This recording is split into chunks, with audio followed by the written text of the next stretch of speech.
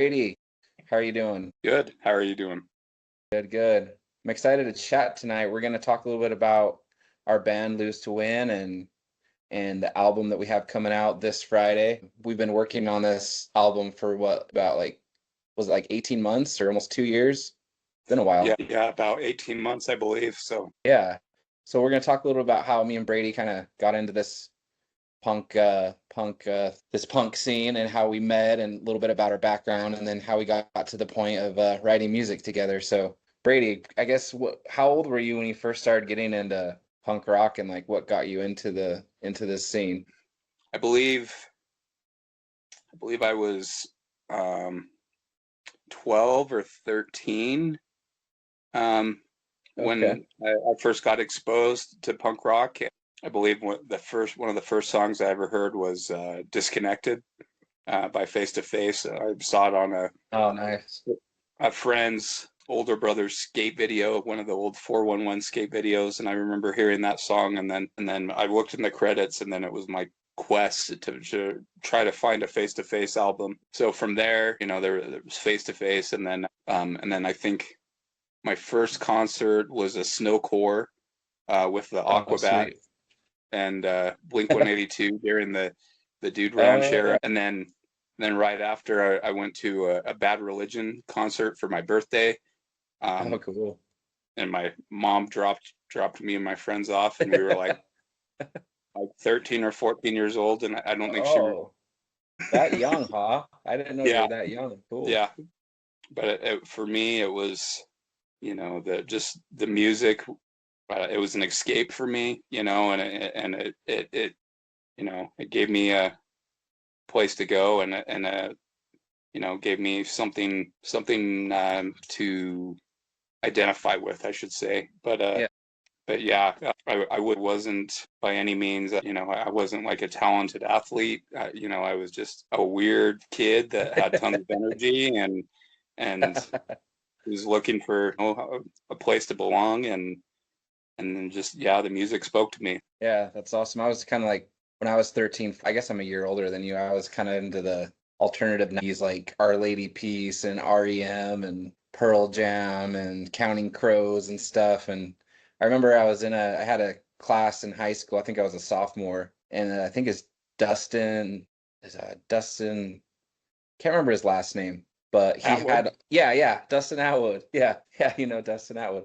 I had a class with him and he had a whole, the big books of CDs back in the day. I still have mine. I don't know if you still have yours, but he was like, "Dude, your music is okay, but check this out." And he handed me this CD called No Effects, and the album was So Long, Thanks for All the Shoes. And I stuck that in, and as soon as I listened to it, like I was like, "Holy crap, this is incredible! How have I never heard this?" Like, I mean, I knew about Green Day and a little bit about MXPX, but as soon as I heard that album, I was hooked. So it's kind of like the same. I kind of bloomed a little bit later. I was in high school, but and that's when we met. I think I had a class. I don't know if it was with you and Wappy. It was like a math class or something. And then I had a class with Cam Banks, and I remember into punk, and I think I saw someone wearing like a Less Than Jake shirt, and I'm like, okay, this is where my buddies. Like, these are the guys that I need to hang out with, and we can all like hang out and enjoy and the skate punk type of scene. And I think that's kind of like how we met and started hanging out back in the what was it, late 90s, early 2000s. So but yeah, you guys were you started a band called Pitch the Penguin, right? Like, can you talk about how that was formed and like how that came about? Yeah. Shortly, with us discovering the punk music, we also discovered the ska music and ska punk music, and Yeah. we were really into Real Big Fish and Less Than Jake, and there Hmm. was a group of us that lived really close to each other, and there was just enough of us that we got into ska punk music, and then there was a couple of us that were in band and were I actually played the trombone in Oh, no band that way. we I didn't know that. yeah. And then we had another friend that played trombone that became the trombone player for our band. And then also my best friend, Todd Smith, growing up, he played trumpet. And then I started skateboarding with Cameron Banks and Adam Cunningham, and then our drummer Jim Roberts just lived right around the corner from me, and I've known him forever. And so it was just, there was our group of friends. We all were into the music, and it just clicked and made sense for us to start a band. And initially we played, I think we played Beer by Real Big Fish at like a school assembly, like in 8th grade or 9th grade or something. And Yeah. then I think it was that summer, I think it was my 8th grade summer, that we really knuckled down and decided we're going to try to figure out how to write music and be in our own band, ska punk band. And um, that carried us, through high school. And we made some incredible friends along the way and had some really fun experiences and played some great shows. And as someone, recently put it was the best days. And yeah, I very thankful for, that time playing in that band and the friends that I met and the experiences I had. So Yeah, for sure. Yeah, and we could go into a whole slew of stories from high school and all the crap we got into, some of the things we did that were super memorable and things that we'll never forget. But that's for another time, another place. But yeah, I remember going to shows. You guys opened for some pretty big bands, like what was it, like Hippos and who else? we played, opened for the Hippos, MU330, Lawrence Arms. Let's see, Five Iron Frenzy. Trying to think, Link 80. Oh, Um, sweet. so yeah, there was a lot of really good shows that we were really fortunate to be able to get on and play, and it was just amazing for us to be part of. Yeah, So yeah. And so the kind of like transition with that, I know after you guys have been together and played for a few years after I think you might have been seniors or just graduating, you went down to Ephraim was it Ephraim that you tried to start recording like a attempt at an album? And I guess you got what, like one or two songs, and then it kind of maybe the funds dried up, or what happened with that? the funds did kind of dry up, and then we all kind of just started going our own ways, as college, and we all went to different colleges and some out of state. And just as that happened, and we all started finding the paths we wanted to take for our lives, it just kind of fell apart, unfortunately. Yeah, you guys had an amazing following. Like you were one of the well-known like punk ska bands in Utah.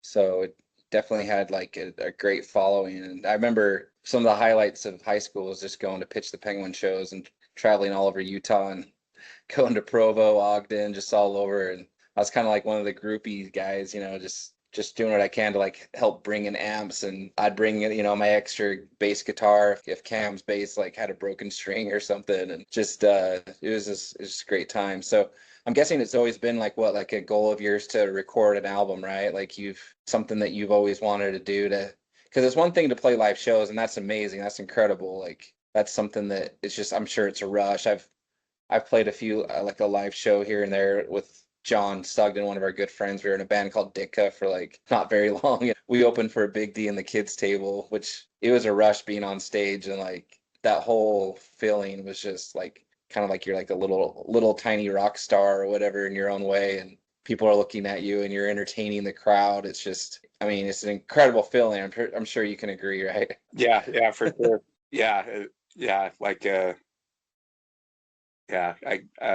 it's hard to describe, and it's an amazing experience. And and like you said, there's the playing the shows, and then the next goal that we did have was, we wanted to get on a label, and we wanted to record and that kind of stuff. Like unfortunately, we none of us came from money. We didn't have a lot of money, and so the recording thing just didn't really pan out. But I do remember that at some point, I think there was some interest, and I don't even know what label it was, but there was a label in California, I believe, that somehow caught wind of us, and it was about the time that we were falling apart. And it was something that we had kind of, after we were done, that we had kind of heard more about it, that there was a label that was kind of interested. And so one of those things I thought that just I was never going to accomplish, and Yeah. something always in the back of my head. And I kept playing guitar all these years, and I've just had a lot of song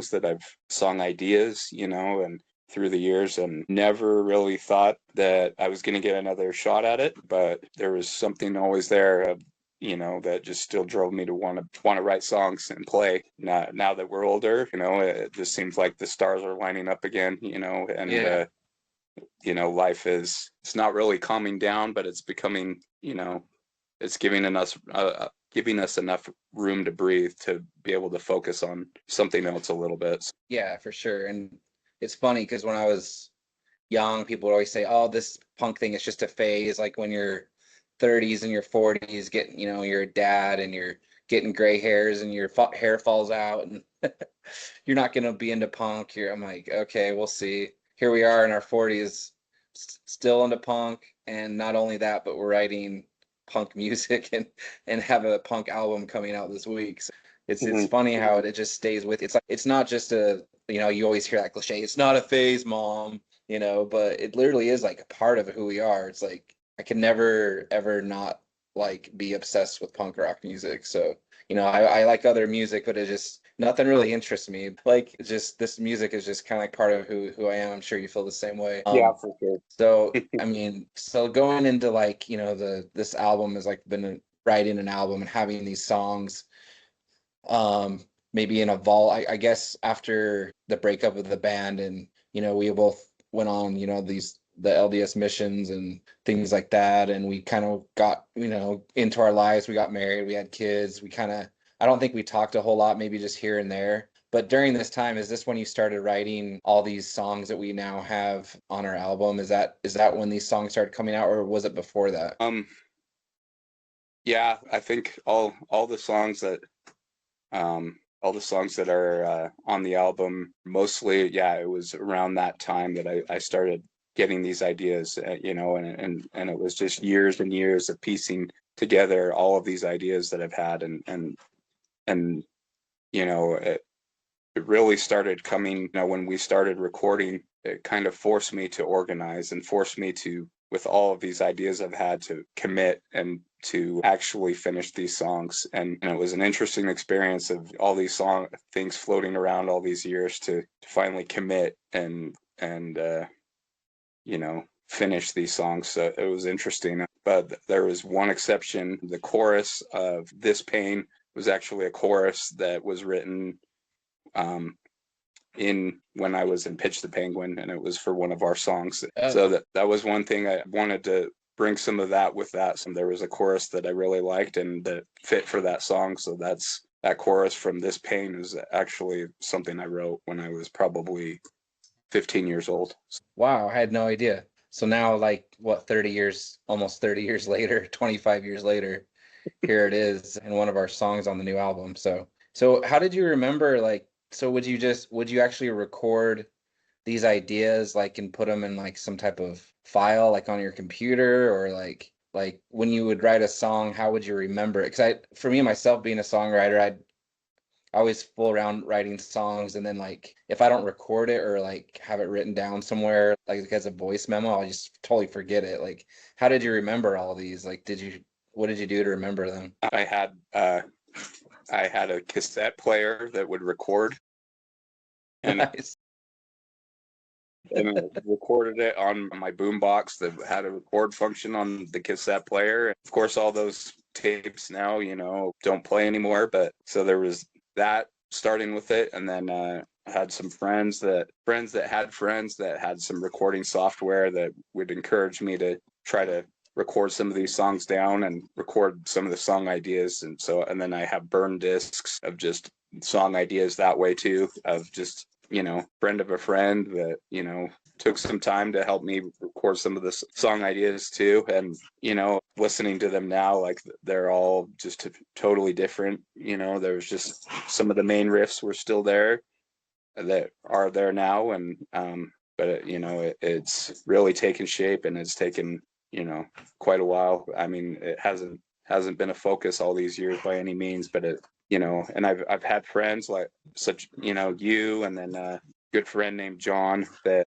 kept encouraging me to commit and to record something. And that, yeah, several friends saw it as unfinished business until I actually Yeah. recorded something. So Yeah. I appreciate the support and the encouragement from friends to see this through. Without them, I don't think I would have done it. So Yeah. And just to kind of toot your own horn, you're an incredible songwriter. The things that you come up with, the riffs and stuff, just like it's actually a lot of it's original. Like a lot of it's like stuff you don't hear a lot. Like, I mean, I know you have your influences, like you have your strung out influences and face to face or whatnot, but just the riffs that you come up with are just killer. And so when you'd send me a demo, an idea, it would just excite me. And I like to kind of emphasize what you were saying. I'm like, Brady, we got to get these out there. So it's such a joy to actually make this dream that you've had since you were what, 15, making an album. Things fell through with Pitch. I think people went and lived their lives and did their own thing. But now that we've come together, it's awesome and super exciting. So I think we started talking about getting music together. I think we did a few demos with another producer, Flip Too Good. He has his own studio, and we made a demo of a song called Design for Recoil. It's actually now like that idea is now called Rebound, just because some of the lyrics changed. But that was like our first, I think, song attempt, and I think you changed a few things on it. Like, what didn't you change like the main riff on it? Yes, yeah, I did. And actually, the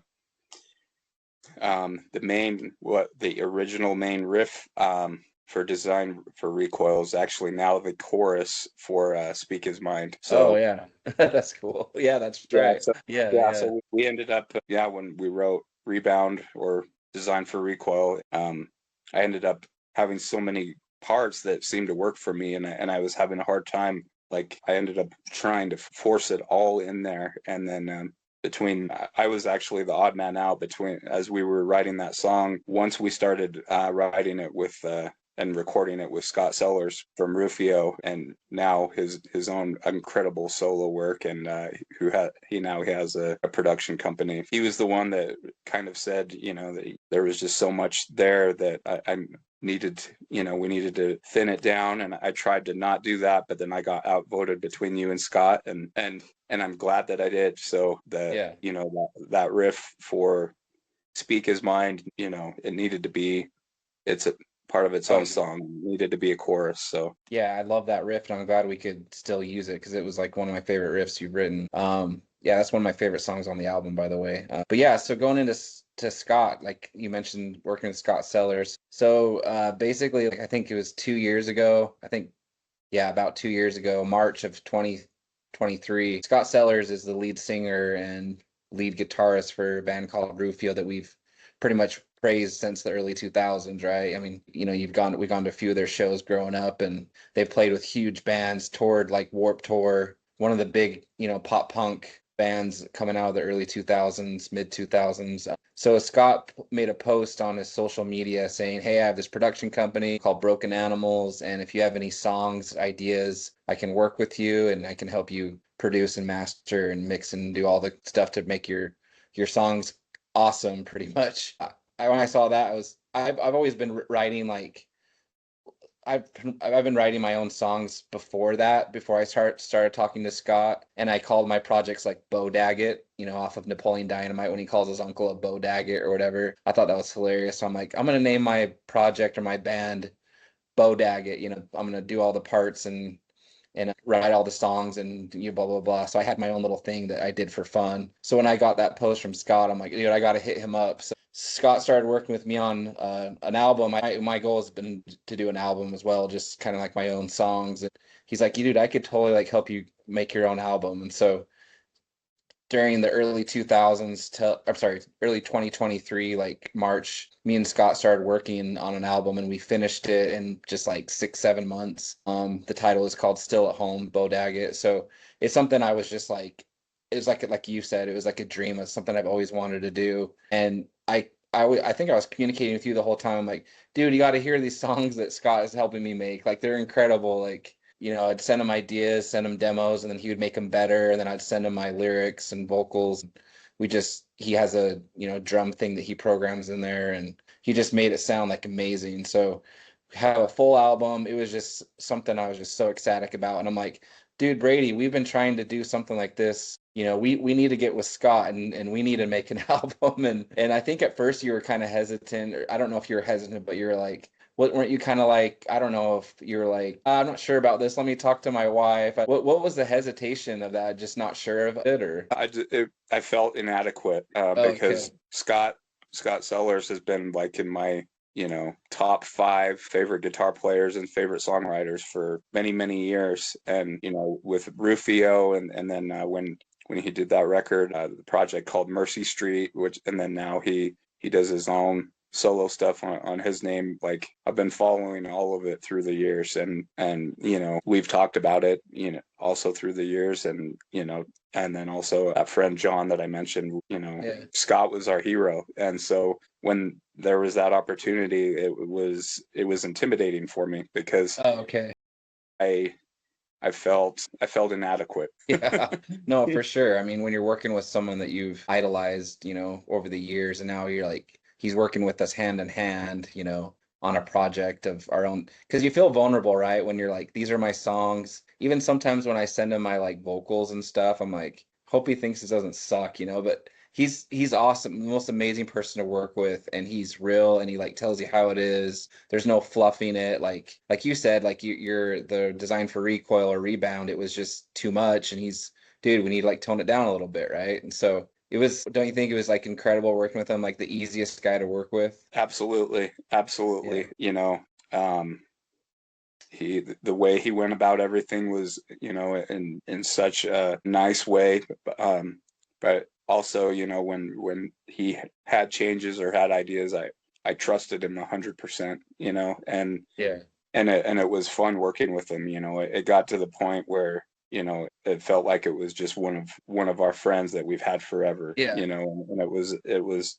it was fun, and there was a lot of shenanigans along the way. Yeah, we sent some interesting things to each other that, like you said, is like a high school buddy. It's like if we grew up in the same neck of the woods, I'm sure we'd all be like best friends growing up. So he's just totally funny, down to earth.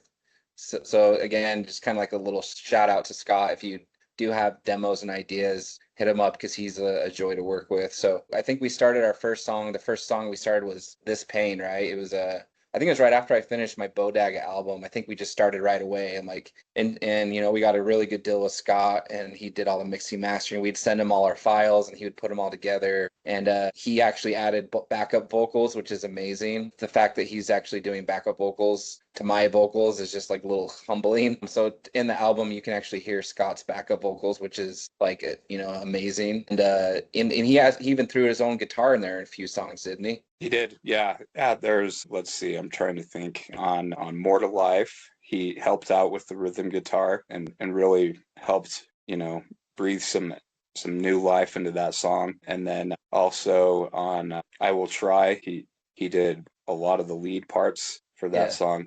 It was like a dream come true, to be playing in some songs with Scott Sellers, just incredible. So Yeah, knowing that he had a big part in it, not only mixing, mastering, producing it, but his own guitar and his own vocals on it. It's just, I mean, it's just again a dream to have that. We completely want to give a big shout out to Scott. I don't think this would have been I know it would have been possible without him. So, we'd still, because other places they just charge. It was just, I think it was like $1,000 a song when we were checking it out, and it just wasn't feasible at the time. I mean, we'd probably end up forking it out, but it probably would have taken a lot longer than 18 months. And a lot more frustration. Just, yeah. But yeah, it was like you said, Brady, I completely agree, it was a dream. Yeah, so let's go into a few of the songs, like um on the album. So we have a 10 tracks. I know you still have some more up your sleeves. We might come out with a few more singles, but don't you have a few more up your sleeve somewhere in the vault somewhere? Yeah, yeah, there's more in the vault. Potentially, I think I have enough that we could do another album. exactly. And we're completely thrilled to have added another one of our buddies from high school that actually played and pitched the Penguin, Cam. Cam, we got Cameron Bott, amazing guy. He's gonna play guitar with Brady, and then also do vocals with me. And then one of your buddies is Jordan Knight, right? Wasn't he one of your buddies? I haven't met Jordan, but he's gonna do drums for us. Yep, yep. He Okay. was I had tried a couple times. There was some failed projects through the years, and made some friends with those too. And Jordan was in one of those projects that, you know, I've so even with pitch, you know, there was some projects in between then and now, but unfortunately I could seem to make it work. But Yeah. really fortunate that, you know, still have the friendship with Jordan and still in contact with him, and Yeah. really excited that he's going to be part of this. So Yeah, we're kind of like a side note, we're super excited to start practicing, and hopefully we can play some live shows in a few months. Anyway, going back to the album, I think this album has a main theme. You know, back in the day when Pitch the Penguin, what were the songs about, like video games and what, like Chinese food and things that high school kids would were concerned about. I'm not dogging any of your songs, but I mean, now that we're what, like 20, 30, 25 years older, it seems like a lot of the biggest theme of this album is just, pardon my French, but the shit that you put up with in life, right? Finding solutions, finding a way to make yourself be okay with the things that we deal with, obstacles that we face. I know, Brady, you've dealt with a lot with like sickness, and you've had a few physical things that you've dealt with, and a lot more than I can say. And so there's a lot of these songs that you can relate to. yeah, yeah, yeah, for sure. There's yeah, you know, a lot of these songs are, you know, are they're very personal for me, and there's a lot of there talks of, you know, a lot of it's was therapy for me and processing things, and hard things that I've gone through and dealt Mhm. with, and it's, you know, there's scars there that are there for sure. And, you know, even, you know, the as I think Jordan put it, that the album in general is just kind of an ode to life not going as expected and trying to find a way to make it work. So For sure. Yeah. Yeah. I know there's been a lot of things that you've mentioned, not to go into a lot of detail because some of it's personal, but about how, you know, a lot of times the doctors don't really know what's wrong with you, and just trying to, like, there's no real diagnosis, and just being frustrated with, like, what do I have? Like, you say it's this and now it's this and now, you know, like one of the songs one of my favorite ones is on the album is called Problem Unsolved. And I, you know, the lyrics came from, you know, that for about you, Brady, about things that you've dealt with physically, and you know, some of the pain that you go through in your physical, you know, body, of like, you know, aches and things with your, I don't know, was it what's the main thing? What, I don't even know what the diagnosis is, or if there even is one, but can you explain like maybe what you have? Like, is it like a what is it? so I have neurological issues. I have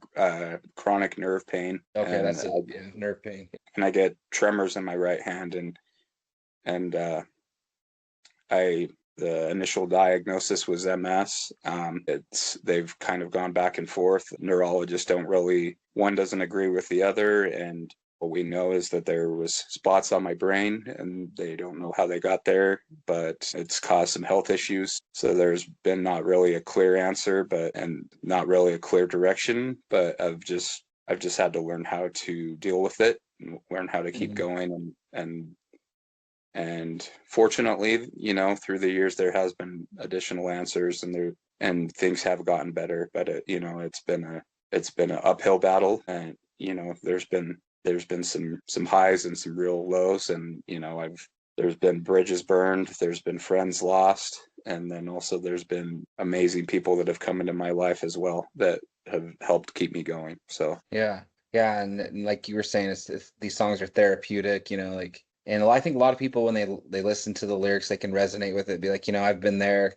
I can kind of relate to what they're saying. You know, there's some tracks called, there's, for example, Kick to the Curb, New Strength, This Pain, Rebound, More to Life, you know, like they all have kind of a theme. Like now that we're older, it's like there's real about real life problems, and there is solutions, and there's ways of coping with these things. And not to say that they'll ever like be taken away, because they're probably gonna have to deal with these, you know, our whole lives, but just being able to find solutions that can make us be okay with things, and live day to day as life comes, you know. So definitely sobering. One of the other tracks is my one of my favorites. I think, Brady, you said this is one of your favorite songs too, is Speak His Mind. It's about my son that has autism, and he's speech delayed, and I talked a little bit about this on another podcast that I was on, but that song hits completely home with me. It's like when I was singing those and recording those vocals, like I was just thinking about my son the whole time and like try not to cry sometimes because I love the kid so much and he's an amazing kid, but it's just the fact that he has to struggle with not being able to communicate the way other kids do his age, just being able to like express those feelings and like put it into words and lyrics and into a song. It just it's very therapeutic. That's what's so beautiful about music writing is you can get a lot of this stuff off your chest and then into a song. Brady, what are some of your one of the few of the songs that you on the album that they're highlights to you? I would say, let's see, some of the ones that that stand out to me would be "Kick to the Curb." Yeah, one of I've my favorites too. Probably one of my top three. Yeah, "Kick to the Curb," "More to Life," "Speak His Mind," and let's see, then probably "Rebound." Those are probably Yeah. my top ones. So For sure. Yeah, I think we asked Scott what his favorite was, and he said More to Life was his favorite. I think when we put that out as a demo, that got the most listens, so that might be one of the crowd favorites. Yeah, I think the problem unsolved. No, I'm sorry. Kick to the Curb. I think Scott kind of said it kind of sounded a little bit like Good Riddance, a little bit had some Good Riddance vibe to it, maybe in the vocals or the guitars. I don't know, but yeah, that's definitely one of my favorite ones. We actually have that song. It's going to be showcased or featured on Chris DeMake from Less Than Jake, his podcast. They're going to be sharing that on their podcast on, I think it's June 2nd. They have a segment on each of their episodes called A Band That You Might Not Have Heard. And John Sugden, our good buddy, like suggested that we submitted a song to them to see if they'd play it. And I'm sure they get hundreds, if not thousands, of submissions because he's Less Than Jake's lead singer. He's Big Dill in the punk ska scene, and the fact that when they email me back, they're like, "Oh, we're gonna play that song on our podcast." How excited were you, Brady, when we found out about that? I was super excited. I was blown away by it. And to share a little bit of a side note, actually, my friend John, back in 2020 during COVID, he's as a surprise, he actually set up a thing where John and Krista Makes and I had a call, and I showed him one of my actually the song, which is now Rebound. I showed him some of that demo that you Oh, and I had worked on, and he gave some pointers along the way because my friend John at the time was just like, you need to figure out how to make this work. And Chris did give some really awesome advice, oh, cool. which did carry over into making this what it is now and successful. So So actually finished the album. So I did not know that either. Yeah, so many things I've learned on this. That's awesome. Yeah, so one other cool thing, a side note before we finish this up, we don't want to go too crazy long. Um, I remember I was talking to Chad Jensen. He's in the band Bridge the Gap, and they're probably one of the bigger in the punk scene. They're making their ways. They just came out with a new album, but he's a lead singer and guitarist. And I met him at a show. I think it was the NoFX Pennywise show that one of NoFX last show last April. He was working in a booth, and I met him there, and I hit him up and I was like, "Hey, what are ways we can get our music out and just kind of get a name for ourselves?" And we have this new album, and he mentioned to hit up People of Punk Rock Records. They were on their label and just see what they say. And so I sent People of Punk Rock Records our songs, and they loved it, and they're like, "Yeah, we want you to be on our label." So not only the fact that we're having an album out, but we're actually on a legit punk rock label is pretty awesome. What did you think about that when that came? We're actually not only is it like an album, but we're actually on a label. yeah, I didn't think that was anything that was ever going to happen. Like the most that I had ahead in front of me was, or the focus was to just even try to finish an album. Yeah.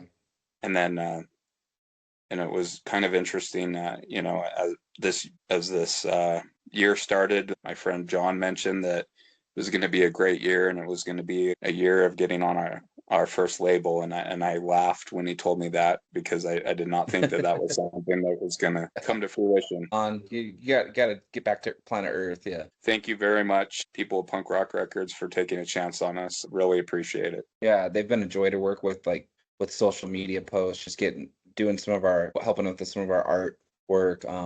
putting our CD out. We actually have, what is it, 100 CDs we have being made. I think we've already ordered what 20, 25 of them, but so we can hand out to our friends and family. But yeah, we if you go to either Spotify or peopleofpunkrockrecords.com and look up Lose to Win, it's crazy. There's all these like well-known bands on their label that they've either signed or they make their records, like their vinyl or CDs. Like Good Riddance is on there, Face to Face, Rufio, like there's what Strung Out. There's some crazy, and they put our band on that same artist list, which is pretty cool to see. But yeah, you can go to their website and order the our new record in CD format. If you still have a CD player, I don't know how many people still use CDs, but I have one in my car. So I'll be able to listen to it in my 2015 Subaru. But Brady, you still have a CD player, don't you? Oh yeah, yeah. I have a CD player in 2 of my cars, so So you'll be able to listen. Yeah, there's only maybe 70. I don't know how many people have ordered already, but you can pre-order it now, and I think there's maybe 70 left. So come and get it while it's hot, right? yep, yep.